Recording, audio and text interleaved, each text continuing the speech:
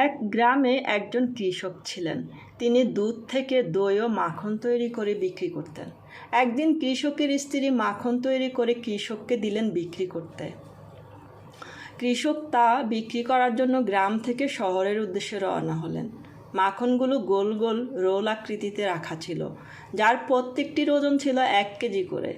শহরে পৌঁছেই কৃষক প্রতিবারের ন্যায় পূর্ব নির্ধারিত দোকানে মাখনগুলো দিয়ে পরিবর্তে চিনি, চা, তেল ও তার সংসারের প্রয়োজনীয় দ্রব্যাদি নিয়ে আসতেন।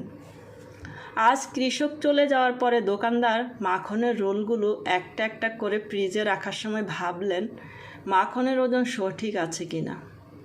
আজ একবার পরীক্ষা করে দেখা যাক।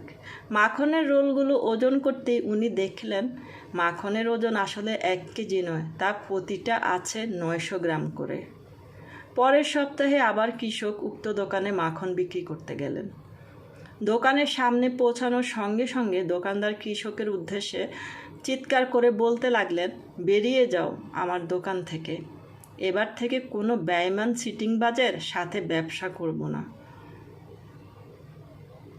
আমার দোকানে আর কোনো দিন পা রাখবে না। 900 গ্রাম মাখন 1 কেজি বলে বিক্রি করা লোকটার মুখ আমি দেখতে চাই না। কৃষক বিনম্রভাবে কম্পিত স্বরে দোকানদারকে বললেন, দাদা, দয়া করে রাগ করবেন না।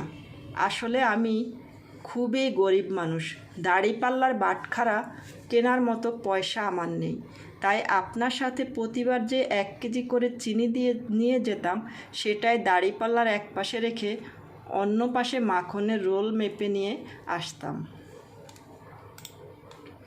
আপনি অপরকে যেটা দেবেন সেটাই পরে আবার আপনার কাছে ফিরে আসবে, তা সেটা সম্মান হোক বা ঘৃণা।